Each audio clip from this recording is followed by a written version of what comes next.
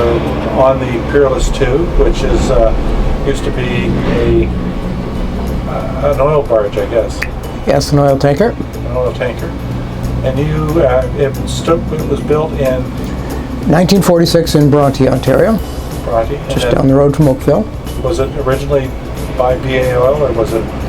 BA bought and paid for the ship to be built, yes. Right. Yeah. It made its way onto the Muskoka Lakes in 1946, never left. Never left. And you bought it a scrap, I think you said. Darn near. It was in pretty tough shape, 2003, as a fixer-upper project.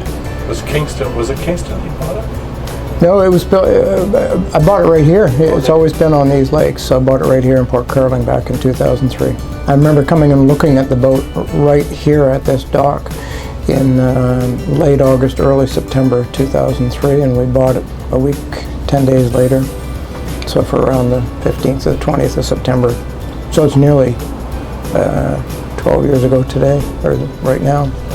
We've had the opportunity of kind of watching it almost from the beginning, not quite the beginning, but I think 2007 we started to communicate with you, and it was always amazing to see you working on that vessel alone. Well, yeah, it's kind of a case of what you had to do. We're not a historic society, we're not a government run operation, anything like that. Money's always tight, and as such you turn your hand to an awful lot of skills to get things done. But the improvisation was amazing. Oh yeah, well, at the same time, historically, I'm not the first guy that ever did some of the things I did. If you look back through the history books, several hundred years ago when sailing ships were working their way around the world, if they figured they had to change a plank on the bottom of the boat at high tide, they'd float the boat right into shore somewhere and wait for the tide to go out, and there the boat was, laying on its side, change the plank. So it's thinking like that you have to kind of, outside the box, definitely outside the box. I can remember when this was just a flat, there was no... A bare hull, yep, just a flat hull, yep, that's right. And you had this cabin, or what? The wheelhouse, yeah. Wheelhouse. The wheelhouse was the only thing that we saved from the old boat in the way of superstructure, yes. And then you built the downstairs? Yep. So right now you sail all of the main Muskoka lakes, Rosso, Joseph, and Muskoka. That's correct. And you have tours that runs during the summertime. You said, I think, 7 days? 7 days a week, yep. 5 months of the year. Yep. And you take in basically spring through to the fall? Late spring, so we're in operation as soon as there's business in late May. And you operate mainly from Port Carling, or always from Port Carling? Mainly from Port Carling. In July and August we do the market at Rosso on Fridays, so the village of Rosso is a nice place to work from. There's lots of history up there. And you do lots of different types. I mean, you have the public cruises, but you also, I think you mentioned weddings. And lots of privates. Weddings, anniversaries, birthdays. Corporation too? Yeah, lots of corporate stuff. You name it. We've probably had them on the boat for that reason.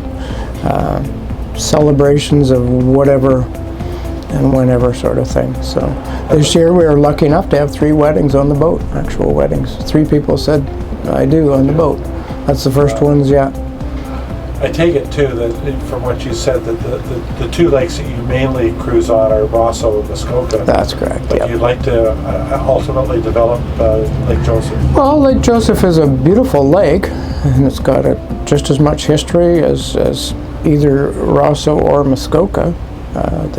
They all deserve a good deal of talking about and helping people to learn more about why Muskoka is such a desirable place, whether it's 150 years ago or whether it's today.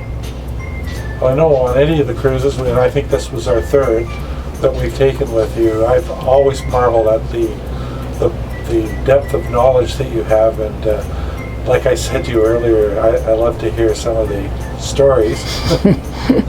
Randy has a vast knowledge of stories. If if you get a chance of going on to one of his cruises, I promise you, you will never be disappointed with the knowledge and the experience that you take.